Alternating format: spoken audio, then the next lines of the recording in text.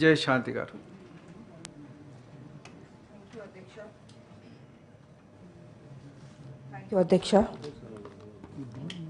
అధ్యక్ష, మన తెలంగాణలో అనేక ప్రైవేట్ ఇంజనీరింగ్ కళాశాలలు ఉన్నాయి, కాలేజీలు ఉన్నాయి. అందులో 20 కాలేజీలు మాత్రం ఇన్ఫ్రాస్ట్రక్చర్ ఉంది, అన్ని సదుపాయాలు ఉన్నాయి. మిగతా ప్రైవేట్ ఇంజనీరింగ్ కాలేజీల్లో సదుపాయాలు లేకపోయినా ఫీజుల పేరుతో దోపిడీ జరుగుతుంది అధ్యక్ష.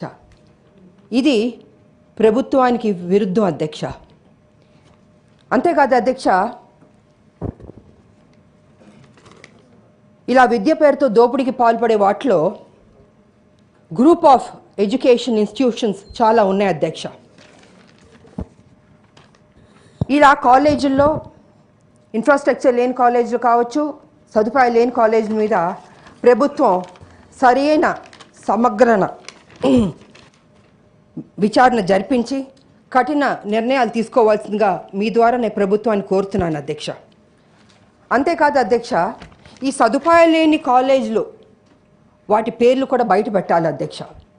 ఎందుకంటే చాలామంది విద్యార్థులు కావచ్చు, వాళ్ళ తల్లిదండ్రులు కావచ్చు, ఈ పేపర్ యాడ్లు చూసి, టీవీల యాడ్లు చూసి ఇది బెస్ట్ కాలేజ్ కదా, ఆ కాలేజ్లో మా బిడ్డను చదివిస్తే బాగుంటుందని అనుకుంటున్నారు.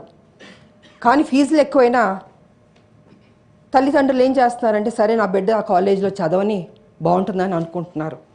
కానీ ఆ కాలేజ్కి వెళ్ళిన తర్వాత, ఫీజు కట్టిన తర్వాత తెలుస్తుంది ఆ కాలేజ్లో సదుపాయం లేదు, ఇన్ఫ్రాస్ట్రక్చర్ లేదు, ఏమీ లేదని తెలుస్తుంది అధ్యక్ష. అందుకే నేనేమంటున్నాను అధ్యక్ష, ఈ ఏదైతే కాలేజీలు మోసం చేస్తున్నాయో, ఇన్ఫ్రాస్ట్రక్చర్ లేదు, సదుపాయాలు లేవు, ఆ కాలేజీల పేర్లన్నీ బయట పెట్టాల్సిందిగా మీ ద్వారా నేను ప్రభుత్వాన్ని కోరుతున్నాను అధ్యక్ష. ఇది చేయడం వల్ల మన విద్యార్థుల భవిష్యత్తును మనం కాపాడిన వాళ్ళు అవుతాం. అది ప్రభుత్వం కాదు అధ్యక్ష, మనం కూడా జాగ్రత్తలు తీసుకోవాలని కూడా ఈ సందర్భంగా తెలియజేసుకుంటూ సెలవు తీసుకుంటాం. థ్యాంక్ యూ అధ్యక్ష. ఆనరబుల్ మినిస్టర్ శ్రీ సత్యం నెల్లకింటి.